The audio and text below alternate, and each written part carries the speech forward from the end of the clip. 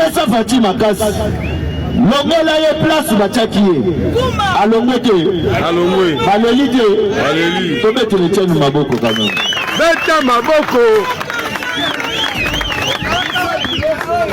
parce que batia ye na bakisi yango bazaoyele balise na bango azozwa biloko na bango azozwa ntango tope korapele Etienne Tshisekedi asutukisi ye afongoli ye misu lelo baye na oyo te baye na oyo te bakomi kolola bango na bango malheur na malheur yango nalobi bokendaka kofunda bango mpe epai Etienne Tshisekedi bozwa courage bakoki kosakana na mboka boye te bakoki kosakana na mboka te mboka oyo eza ya makila bato bakufa bato baperde vie akokaki kovanda na ndako na ye kosala makambo mosusu nalobi naya na koma ya UDPS mpo na bavaler me bato wana bakufi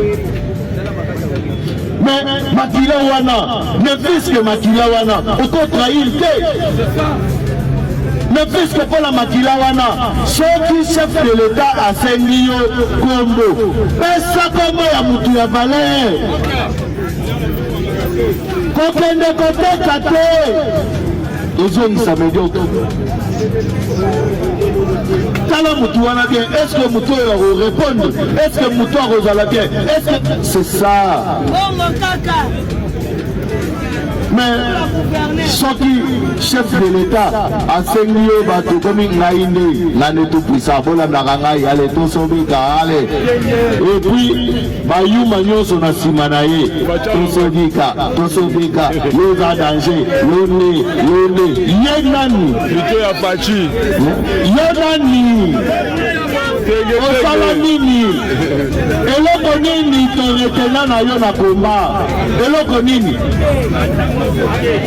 na minute oyo toza meme na pouvoir eloko nini oyo osali bakongole bakobetelo maboko eloko nini oyo bakolobake antuka motu non oyo biso toyebi eza biteka teke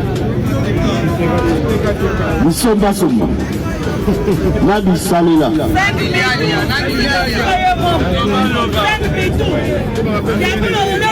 eza besoin que makambo echange biso tosi topeka molimo nzoto nde etikala mpo elanda molimo me mpo nzoto oyo ekufa ifo makambo esala nini ebonga oui papa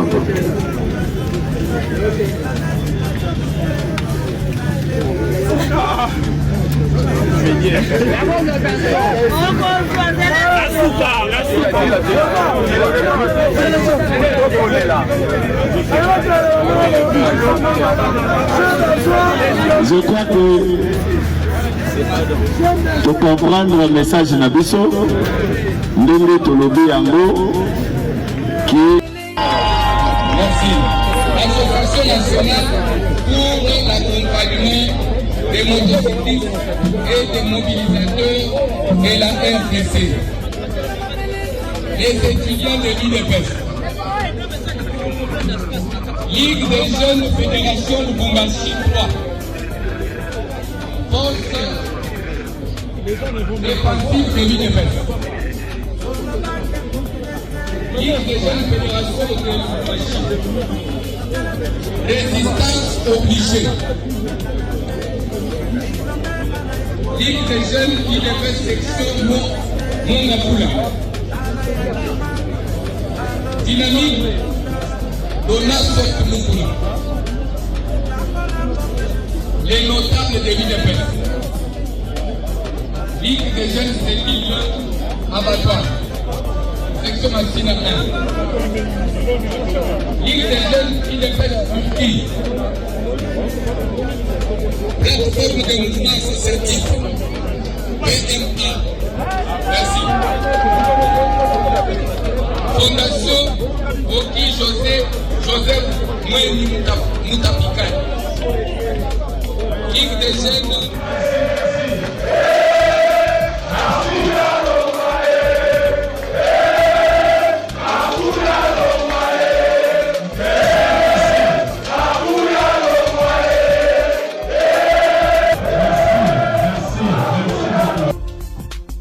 Union pour la démocratie et le progrès social. Présidence du parti. Proverbe 29.2. Quand le juste se multiplie, le peuple est dans la joie. Quand le méchant domine, le peuple gémit. Déclaration politique de la présidence de l'UDPS Tshisekedi, exécutif national du parti, portant retrait de confiance placé à la personne de l'honorable Augustin Kabuya Tshilombo en sa qualité de secrétaire général du parti. Copie conforme à Son Excellence Félix Antoine Tshisekedi Tshilombo, président de la République, haute autorité de référence du parti, avec l'expression de nos hommages les plus déférents aux secrétaires généraux adjoints, tous à Kinshasa. Nous, secrétaires nationaux, membres de la présidence de l'UDPS Tshisekedi, exécutif national du parti, vu la situation qui prévaut au parti depuis un certain temps et qui est décriée par l'ensemble de la base, notamment A. La convocation de la réunion de l'Union sacrée de la nation visant à remettre en cause une ordonnance présidentielle. B. L'utilisation abusive des prérogatives dévolues à la présidence du parti. C. La tenue de propos injurieux et tribalistes à l'endroit de Kassaï du Katanga. D. La gestion solitaire et personnalisée du parti. E. Le mépris du principe de redevabilité et de la collégialité. F. Le clientélisme politique de la gestion des enjeux. G. Les humiliations en public des secrétaires nationaux et autres membres du parti. H. Les sorties médiatiques inopportunes, hasardeuses et non concertées. Et I. L'absence de vision. Au regard des différentes interpellations, dont la dernière en date de mardi 2 juillet 2024, lors d'une réunion extraordinaire convoquée par les précités. Vu le refus du concerné à prendre en compte les avis de ses collaborateurs, vu les enjeux politiques et les challenges que l'UDPS Tshisekedi devra relever dans un avenir proche, prenant nos responsabilités devant Dieu, la mémoire des pères fondateurs, spécialement celle de feu Dr Étienne Tshisekedi Wamulumba, les combattants et les combattantes, décidons, réitérons notre totale confiance et loyauté envers son Excellence, Monsieur le Président de la République, chef de l'État et haute autorité de référence du parti, Félix Antoine Tshisekedi Tshilombo. 2. Le retrait à partir de ce jour de la confiance placée à la personne de l'honorable Augustin Kabuya Tshilombo et la non-reconnaissance de sa qualité de secrétaire général de l'UDPS Tshisekedi. 3. La prise de mesures idoines au cours de la réunion extraordinaire de l'exécutif du parti qui sera convoqué dans les heures qui suivent sous l'égide du doyen d'âge de l'exécutif national, en l'occurrence le secrétaire national Célestin Roger Vukendi Membi. 4. Que toutes les fédérations de l'UDPS Tshisekedi, de l'intérieur comme celle de l'extérieur, se réfèrent dorénavant à ce nouvel ordre politique. Fait à Kinshasa le 11 juillet 2024, les signataires, liste des secrétaires nationaux en annexe. C'est l'UDPS, le parti le mieux instruit. C'est l'UDPS, le parti de la vérité. C'est l'UDPS, le penseur des droits de l'homme. C'est l'UDPS, C'est l'intégrité territoriale. C'est l'UDPS, le fait du changement d'RDC. C'est l'UDPS.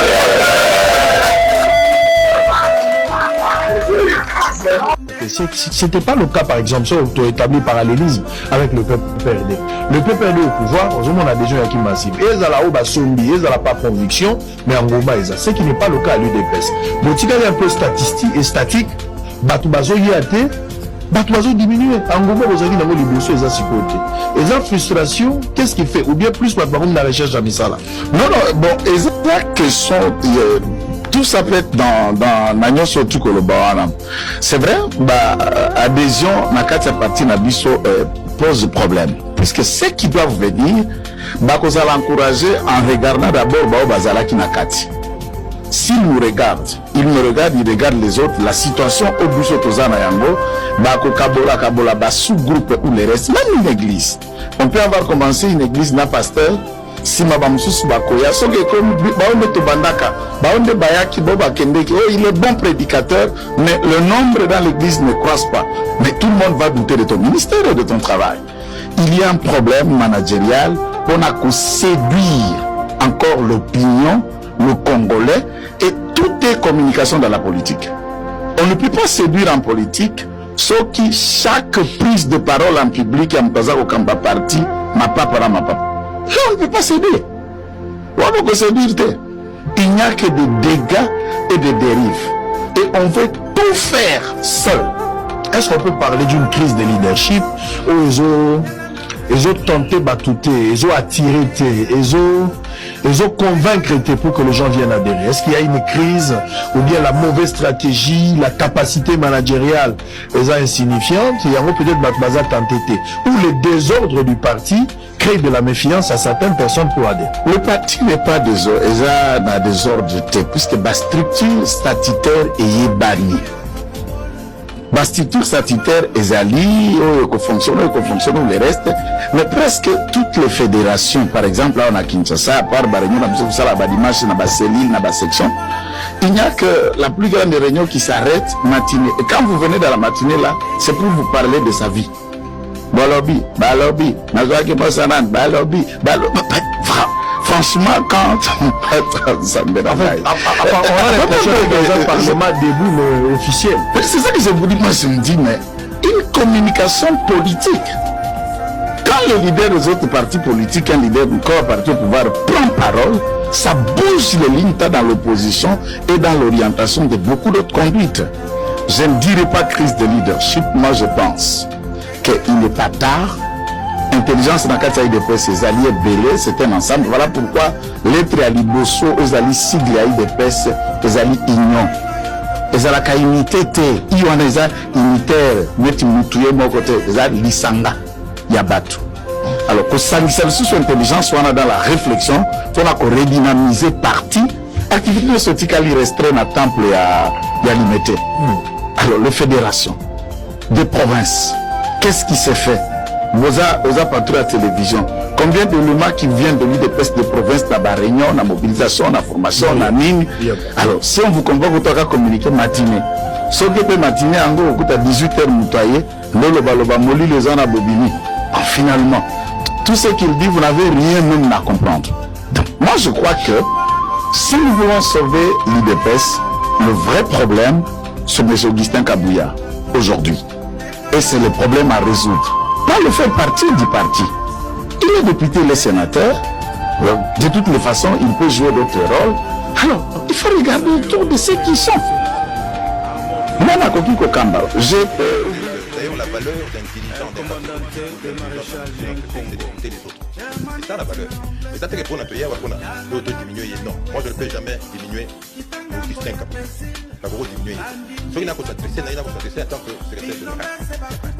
Si vous avez secrétaire général à partir, vous avez président à partir, vous avez l'année, si vous avez responsable à partir, il faut que Matoy Nayo et Kendara Moussika. Et ça la gâté que ce que vous Nayo Boy, Ayaka Kopé, ça y est, moi, remarque, oh, Nayo Moutaza Simanayo, Nayabi Boye, Isayote, Yo Batindio, Basani Boy, tout ça. Le secrétaire général, John Balobakate, ils n'ont pas de parole. N'a pas nationaux, dans la parole tête. Comment on peut continuer comme ça? Bonjour les débats, bonjour Osé, le docteur Etienne Ilongondo n'a pas tout à fait tort. Notre parti est actuellement très mal organisé. Je suis membre de la Fédération Grande-Bretagne. L'UDPS a un porte-parole, c'est une question. L'UDPS a un porte-parole.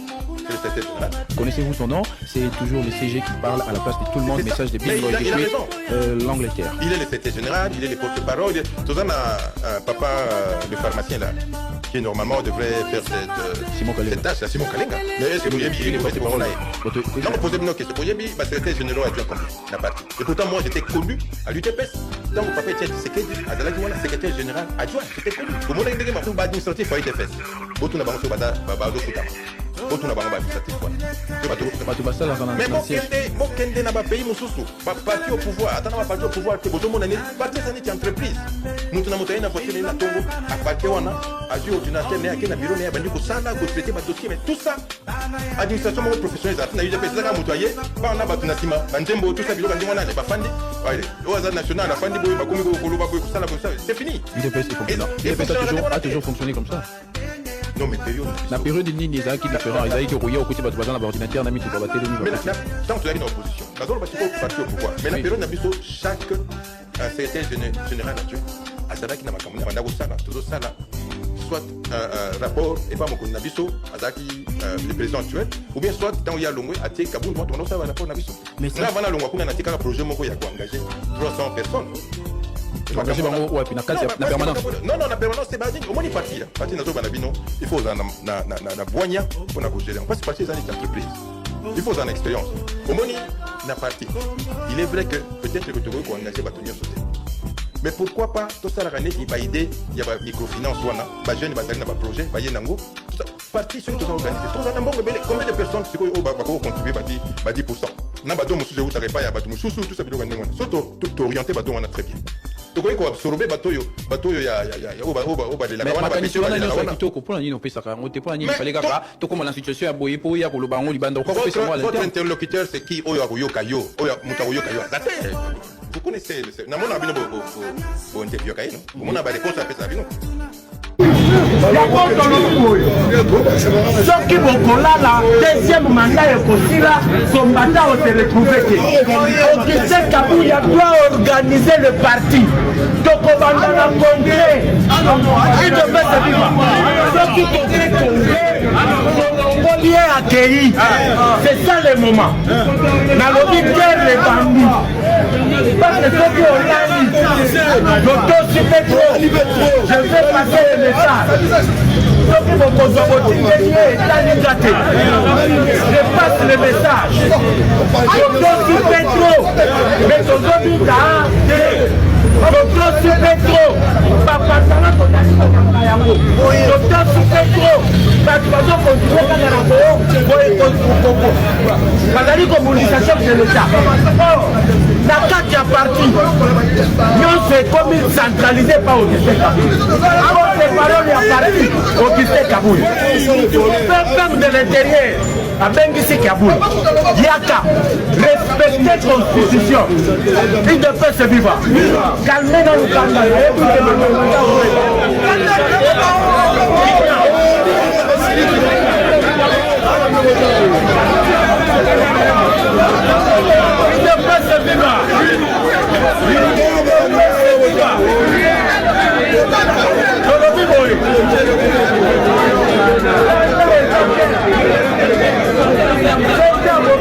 parti mais awa tozolance message olobi boye il ne peut se vivre eloko ya liboso amemela biso Kabuya pepe mayebisi Kabuya respecter constitution gouvernement provincial il ne faut pas éleka 10 ministres na pokwa ye amemi Kabuya epa bamama message nini oyali kopesa na bakongoli pour respecter pepe te moto azozwa décision bamama mais si c'est en réalité selon yo secrétaire général ya parti soki mama kozwa badécision memela ye mpe chichi kotitamwe memela ye mpe ciwewe bakende pa mamama et comme ça guerre esala nini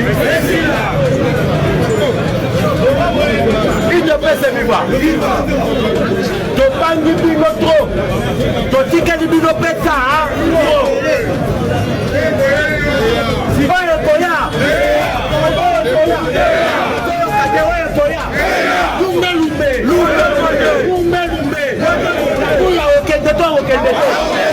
Kabuya okende hypocrite. Mais non, c'est parti. Force du progrès. Et même du progrès comme il y a ma foulou. Il ne peut se débattre. Insécurité n'a plus la vie.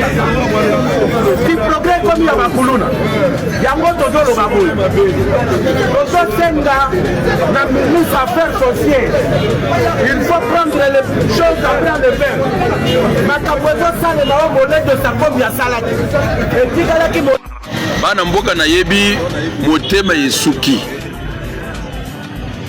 mais ata motema esuki nakotika te po eza cause juste bana mboka awa na bato baza na kati ya pouvoir étranger aza te eza bakongolais bopartage video oyo ekomela bakonzi na biso nyonso ekomela bakonzi na biso nyonso ekomela bakonzi na biso nyonso awa nazoloba lokola congolais nazoloba lokola zambien te nazoloba lokola italien te awa nazoloba lokola congolais azosenga droit na ye mwana oyo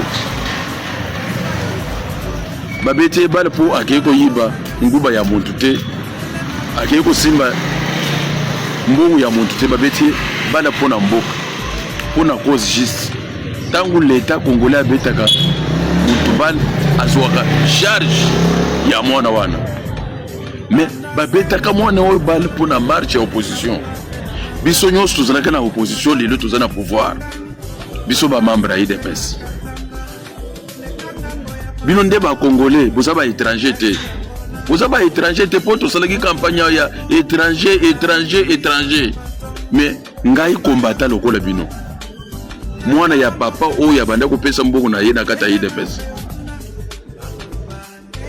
na bandi na premier mandat deuxième mandat yango nazo senga eloko lokola kado te nazo senga lokola na droit nazana mbongo pe ya kofunda l'état congolais te pour l'état congolais soki ata mokonzi mosusu alungu mais oyo ya kozala wana aza pe l'état même l'état yango naza ndeko na bino congolais bozo ede ngai te bolingi ngai nasala nini bolingi ngai nasala nini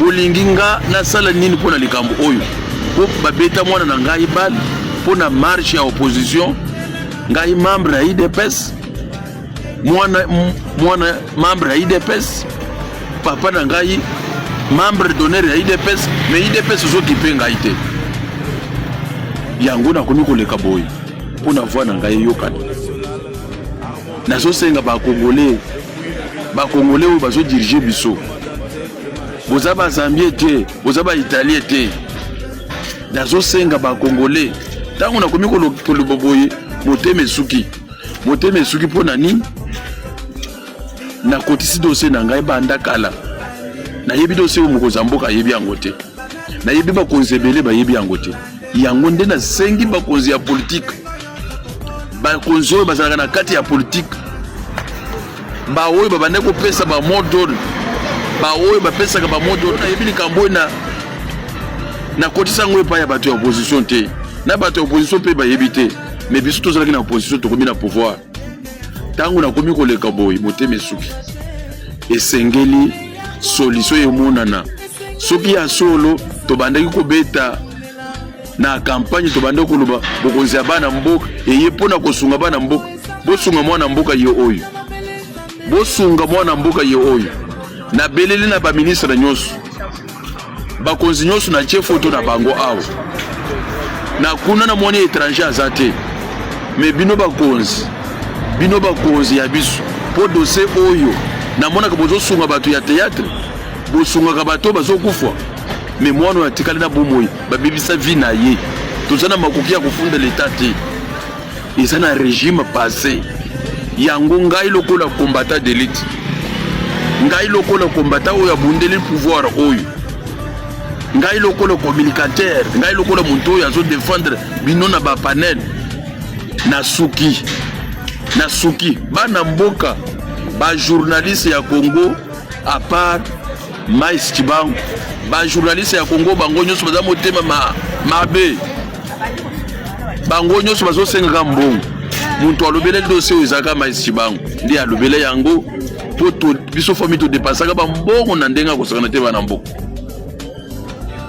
bien nyonso tozalaki nango esila mpona mwana oyo banani bakomisi biso ba pauvre eza leta moyini mais oyo eza leta oyo ye mpona kosauve bato mais ndenge nini bokoki kotika biso ti sikoyo bolingi tomela bapoison tozwa singa tomitya bolingi tozwa singa tomitya bolingi tozwa singa tomitya tomijembeka po leta congolais oyo ya bacongolais nasengi na bino bokota na likambo oyo mpona kolemba mpe te nafingi mpe muntu te motema esuki bana mboka bopartage video oyo etambola mokili mobimba